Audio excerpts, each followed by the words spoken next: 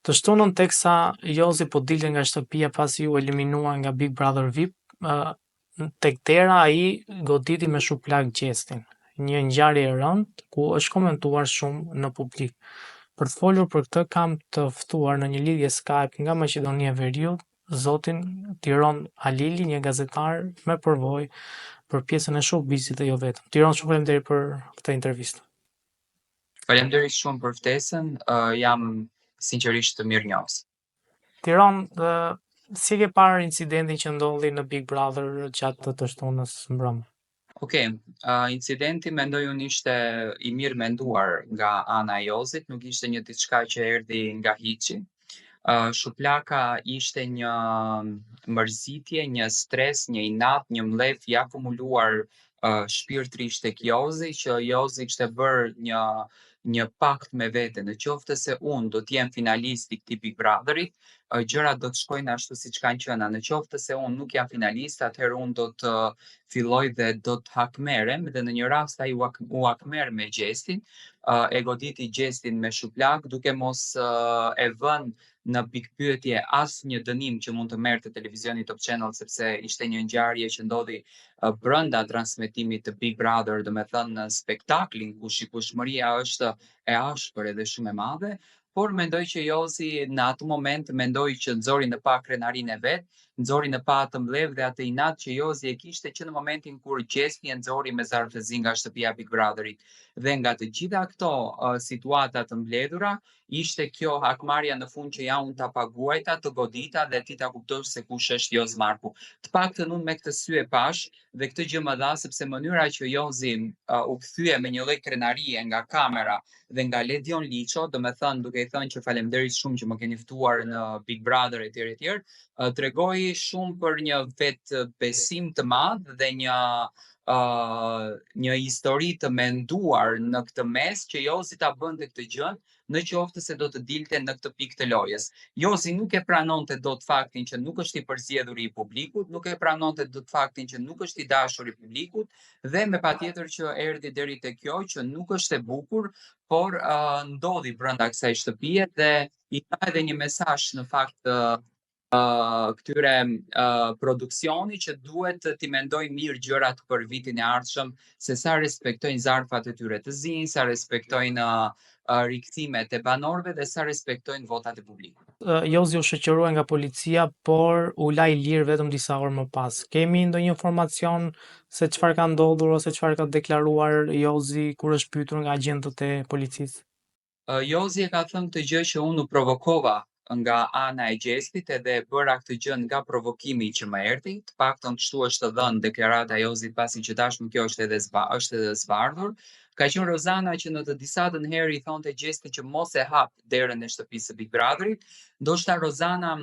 e ka ndier këtë pjesën që banorët e marrin si provokim. Unë mendoj që nuk duhet të jetë një provokim, sepse Big Brotheri ka një fitues, nuk janë të gjithë fitues, njëri do merr çmimin e madh, ndërsa banorët e tjerë kështu do dalin, herë në gjysmëfinale, herë në çerek-finale, herë gjatë prajmeve të tjera. Por gjithsesi,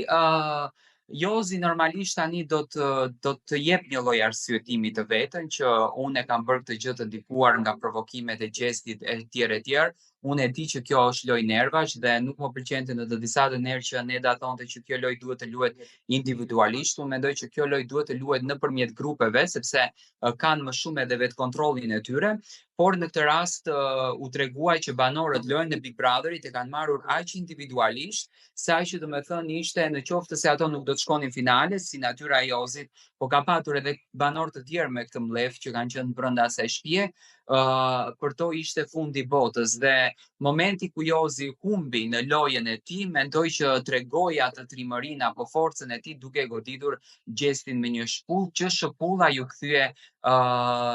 arma më e dhimbshme e tij. Nga të gjitha këto që unë dëgjova se çfarë dënimi mund të ketë Jozi, domethënë shkonte me 2 vite burg ose me dënim me pagesë, por duhet të bëhet edhe padia nga ana e Gjestit. Nga ajo që ne kuptuam është se Gjesti nuk do të ketë një padi kundër drejt Jozit, për faktin sepse Gjesti e mbylli të gjithë këtë historinë brenda në shtëpinë e Big Brotherit. Ai tha kam ardhur i gëzuar, kam ardhur i lumtur dhe dua të dal i gëzuar dhe i lumtur, dhe në këtë pikë të lojës, do me thënë nuk ma merr mendja që dhe policia të bëj diçka përpos se mund t'i çon Jozit një dënim me leg dhe Jozi ta ketë më për herët e tjera që të mos e vej përpara egon dhe mos vet kontrollin e tij apo emocionet e gabuara, por le të vej realitetin dhe le ta pranoj lojën ashtu siç është, se në fund të ditës është vetëm një lojë dhe nuk duhet të ketë kaq mlef dhe urrëtie, por mlefi dhe urrëtia e banorëve fatkeqësisht ka qenë që në ditën e parë kur Gjesti ka hyrë brenda asaj shtëpie. Tiran në media doli që Jozi ishte dënuar 3 vjet në Zvicër dhe e kishte vujtur dënimin. A mendon që duhet të ketë kontrolle më të rrepta nga ana e produksionit lidhur me banorët që fut brenda? Me patjetër që po duke njohur profesionalizmin që ka produksioni Top Channel-it dhe duke ditur se çfarë shtëpi gjigande është, un jam shumë i bindur që produksioni nuk i merr banorët pa bërë një kontroll të detajuar për to, dhe sidomos për banorët që nuk kanë qenë edhe aq shumë të famshëm, do të thënë Jozi nuk është se ka patur ndonjë famë para se të futet në shtëpinë e Big Brotherit, ka qenë me famë të thjesht, po jo si Rozana, si disa banorë që janë aty. Unë me thënë të drejtën jam pak konfuz në këtë deklaratën apo në këtë historinë që është shfaqur në prive për Jozin. Ndoshta priveja ka hyrë, ka marrë informacione që Jozi ka qenë 3 vite i burgosur në Zvicër për një dhunë që ka bërë ndaj një femrës, po me sa unë di, me thonë të drejtën, Zvicra është një shtet aq i izoluar sa që nuk të jep asnjë lloj informacioni pa të drejtën e personit për të cilin bëhet fjalë. Këtë gjë e di. Tani në qoftë se kanë bërë ndonjë kontroll tjetër apo dikush ka telefonuar në prive dhe ka folur për një marrëdhënie që ka patur me Jozin dhe ka thënë që un kam qenë e dhunuar nga ana e Jozit, ajo nuk mund të jetë një informacion nga kontrolli që ka bërë prive. Këtu nuk mund të besoj në këtë pjesën sepse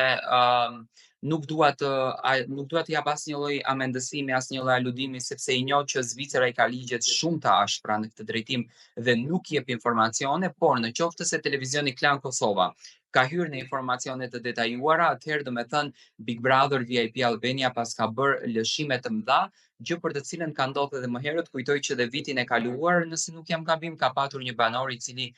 kishte patur një lloj padije për dhunë në bashkëshorten e tij dhe në qoftë se produksioni Big Brotherit nuk i respekton këto karta që i kanë patur banorët më herët, me patjetër që do të arrijnë në këtë gjendje, por duke u bazuar edhe në rastin e Big Brother Kosovës që u rikthye bashkëshorti Drenusha Latifit, një histori e hapur ku Drenusha fliste gjithmonë ndaj dhunës që kishte ushtruar ai person ndaj saj, mendoj që mediat apo këto reality show janë aq të fokusuara tek klikimet sa që nuk ju intereson shumë bagazhi, sepse ndoshta mendojnë që banorët i kanë në vetë kontrollin e tyre, por ka 2 sezona që banorët u dalin jashtë kontrollit dhe e menaxhojnë vetë situatën. Dhe mendoj që ky Big Brother që ndodhi këtë vit do të jetë një shkollë për Big Brotherat në të ardhmen, si atë të Kosovës, por edhe këtë të Shqipërisë. Tirana, dim se çfarë ka ndodhur me Loredana, ka pasur komunikim me Jozin pasi kanë dalë nga Big Brother? Nga informacione që kam unë dhe nga të gjitha ato që unë kam arritur të kërkoj, Loredana nuk ka patur një komunikim me Jozin. Loredana i ka dhënë fund marrëdhënies së saj me Jozin që në natën kur ndodhi situata, dhe Loredana edhe në studion e Big Brother VIP Albania tha që është Gjesti fitues. Tani marrëdhënia e Jozit edhe Loredanës, të jemi të sinqert, ishte prishur një javë më parë se të ndodhte kjo gjë. Jozi dhe Loredana kanë patur konflikte, nuk kishin marrëdhënie javën e fundit në shtëpinë e Big Brotherit dhe ishte vetë Loredana ajo e cila në rrëfimin e saj, në dhomën e rrëfimit që kishte bërë për marrëdhënien me Jozin, kishte thënë nëse se Jozi do të jetë ky tipi që mundohet të më ulën, mundohet të më nxjerrën të gjitha të këqijat e mia në pa, unë do të largohem nga ai 1 minutë, nuk e çon më shumë,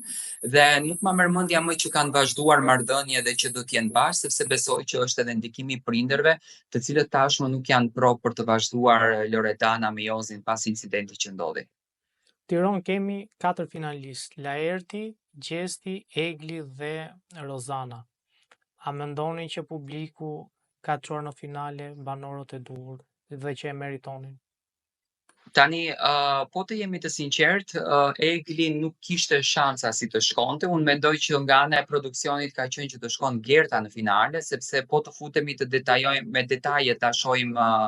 situatën ishte kur Rozana shkoi në finale, Gerta e pyetën Ledionin, i tha, po fati im, çfarë do bëhet me fatin tim? Ledioni tha, qëndron në Big Brother se vllau i madh të surprizon. Unë mendoj që Egli nuk ka qenë fare në kombinim për të shkuar në finale, por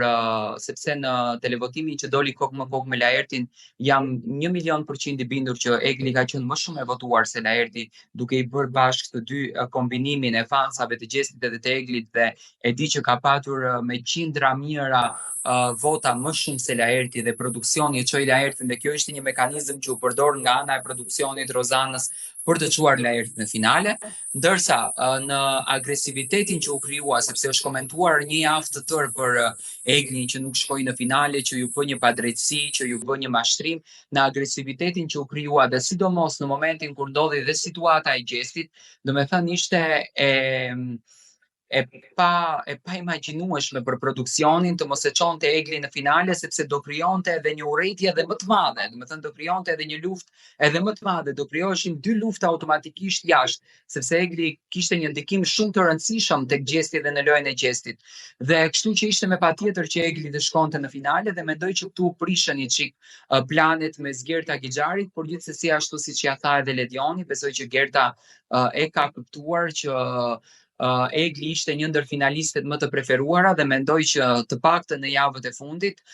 Egli ka qenë më e zëshme, më e shurmshme, më e debatueshme në shtëpinë e Big Brotherit se sa banorët e tjerë. Të paktën Laerti në javën e fundit ka qenë në gjumë, dhe Gerta nuk është se ka patur shumë debate, por të paktën nuk mundeshin më produksioni atë natë të luajë në asnjë mënyrë, dhe duheshte me patjetër që Egli të shkon në finale, dhe unë e them me zë të lartë që për herë të parë, për mendimin tim, janë respektuar votat ashtu siç duhet në këtë edicion me dërgimin e Eglit në finale, por edhe në Big Brother VIP Albania 2, ku fitues u zgjodh publiku, që domethënë ky, më falni Luizi, nga publiku, që domethënë ishte një agresion shumë i madh jashtë nëse nuk do të ishte bërë ajo gjë. Tiron, sonte kemi dasëm në Big Brother, por duket që përveç dasmës do kemi vetëm 4 dasmorë.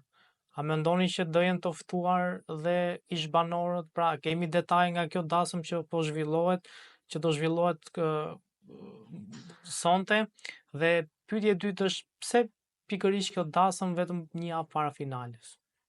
Okej, kjo ka qenë dasma më e komentuar. Kjo ka qenë një dasëm që po komentohet 2 muaj me radhë.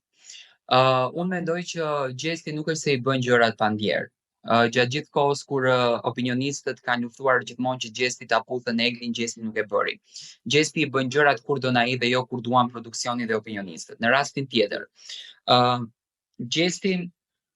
e ka kërkuar vetë këtë dasëm. Domethënë Gjesti në dhomën e rrëfimit i ka thënë vllau të madh, dua të bëj një dasëm tradicionale me Eglin. Tani sonte do të thyet edhe kutia unazë, se nuk ka më mundësi kur të thyet prapë, domethënë duhet patjetër të thyet ajo kuti, dhe me informacionin që kam unë, në dasëm sonte do të jenë të ftuar njerëz special. Dyshimet janë që do të jenë familjar nga ana e Gjestit edhe nga ana e Eglit, edhe për të parë të birin e tyre si është gjendja shëndetësore, sepse deri në finale shkon edhe një javë. Do të jenë ish banor të shtëpisë së Big Brotherit, do të jenë personel nga Top Channel, të cilët do të jenë pjesë e këtij momenti shumë të bukur, dhe pritet që për herë të parë në shtëpinë e Big Brotherit këtë vit në këtë dasëm do të jetë Arbëri dhe Neda dhe Ledion Liço. Në fakt pritet që të jenë këto. Do të thënë nuk është një dasëm vetëm me 4 banor, është një dasëm shumë e madhe që do të ketë shumë të ftuar, do të ketë shumë surpriza, dhe është një dasëm që do të bërthej publikun për ekranin në orën 8:30, sepse jam shumë i bindur që të gjithë e donim këtë dasëm mes Gjestit edhe mes Eglit. Kjo duhet ta shpjegojmë, nuk është një dasëm zyrtare, është një dasëm fiktive, për faktin sepse Gjesti me shtetësi është i Kosovës dhe me vendbanim është i Pejës, dhe unë e di kurora zyrtare vetë në vendin ku ti e ke vendbanimin, kështu që Gjesti nuk mund ta bëjë kurorën në Shqipëri, por gjithsesi do të jetë, mendoj unë që është një rrugtim i bukur apo një këmbë mbar mes dashurisë së Gjestit edhe të Eglit, mes sakrificave që ato kanë bërë në Big Brother, dhe mes atij besimi që nga ana e Eglit nuk u thye kurrë për t'i besuar Gjestit edhe për t'i qëndruar besnike nga fjalët e Gjestit që më prit, të mbaron kjo lojë, më prit, jam i fokusuar në lojë, dhe kështu që Egli e priti, e mirë kuptoi kur askush nuk e mirë kuptonte, kur të gjithë thonin që Gjesti e përdor Eglin për t'likime, dhe ja që ja arritën fundit, ato të dy sonte po martohen, dhe i uroj me gjithë zemër që kjo të jetë një fillim i bukur i jetës së tyre. Tiron, kush do jetë dyshja e fundit në finale dhe kush do jetë fituesi? Dyshja e fundit në finale në këtë pikë të lojës mendoj që do të jetë Rozana dhe Gjesti dhe automatikisht fituesi është Gjesti pas një lloj diskutimi.